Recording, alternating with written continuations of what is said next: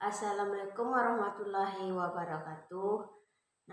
Perkenalkan, nama saya Fadila Rahmi dengan NIM 1830203026 akan menjelaskan materi tentang perspektif politik hukum di Indonesia, materi politik hukum dengan dosen pengampu Dr. Ulia Atsani SH M Hum dan Bustamin S. Sos MAP, jurusan Hukum Tata Negara, Fakultas Syariah dan Hukum, Institut Agama Islam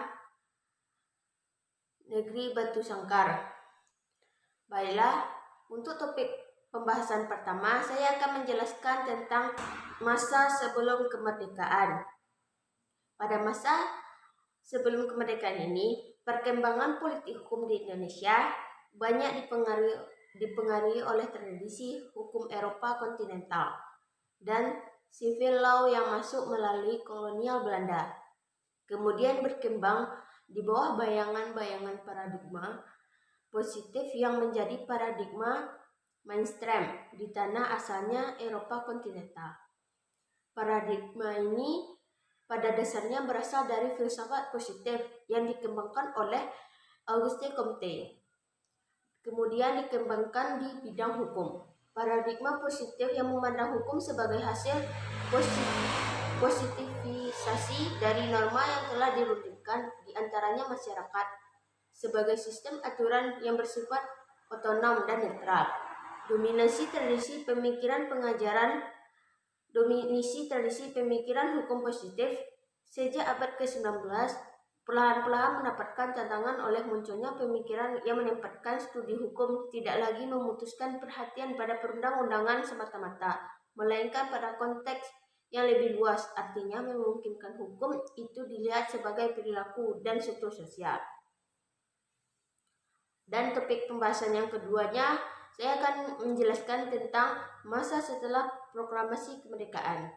Pada masa setelah proklamasi kemerdekaan ini, pada periode pertama, pada periode pasca kemerdekaan tahun 1945 sampai 1960. Setelah proklamasi kemerdekaan Indonesia, pada hakikatnya para pemuka Indonesia memiliki semangat yang melepaskan diri dari pengaruh dan ide-ide kaum kolonial, dengan keyakinan bahwa ini adalah saat yang tepat untuk membawa substansi hukum rakyat yang selama ini terjajah ke arah hukum yang bersumber pada hati nurani bangsa Indonesia. Semua usaha yang dilakukan untuk terwujudnya peraturan terlepas sama sekali dari pengaruh hukum kolonial, salah satunya ialah dengan menggali dari sumber hukum adat. Hal ini terkandung dalam pemikiran Sepomo tentang konsep hukum yang memandang semangat memperjuangkan hukum adat dan lebih resisten terhadap hukum barat yang dianggap melemahkan hukum nasional, dan dampak terjadinya penguatan ideologi hukum bermuara pada hukum adat. Sebagai embrio hukum nasional merupakan langkah untuk menggantikan hukum kolonial.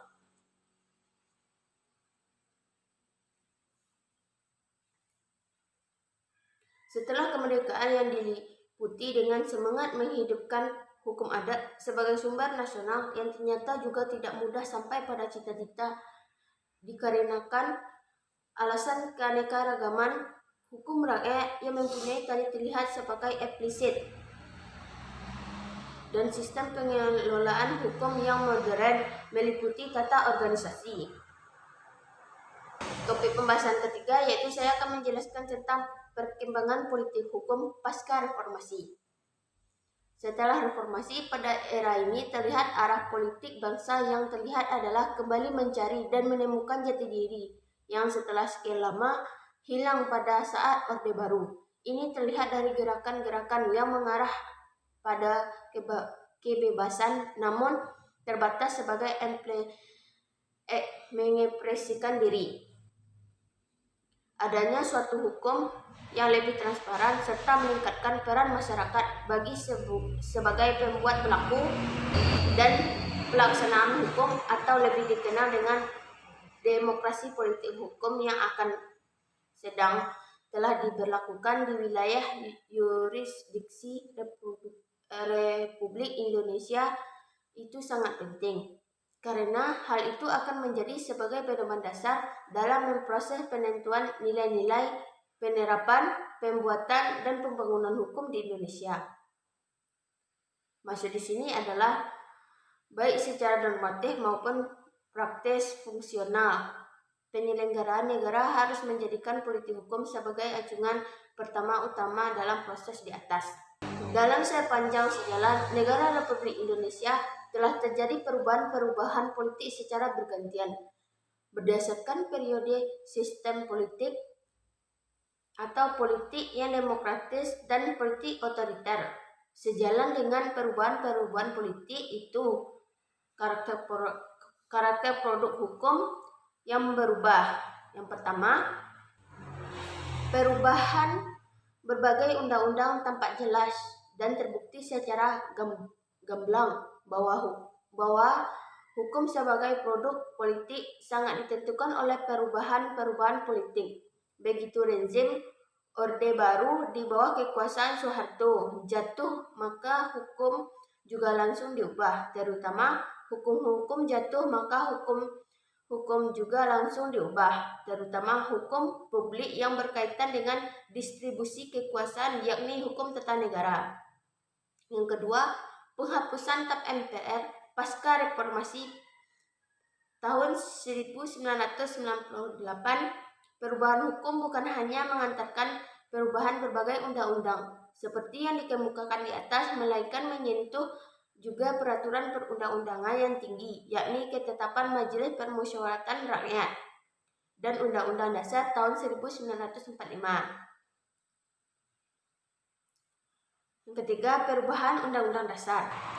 Penghapusan TAP MPR seperti yang telah disinggung di atas sebagai salah satu bentuk peraturan perundang-undangan merupakan akibat dari perubahan atau amandemen di atas Undang-Undang tahun 1945. Perubahan Undang-Undang tahun 1945 itu sendiri merupakan produk politik hukum di Indonesia pasca reformasi. Baiklah, itulah hasil presentasi atau saya menjelaskan. Saya sudahi dengan wabillahi taufiq wal hidayah. Assalamualaikum warahmatullahi wabarakatuh.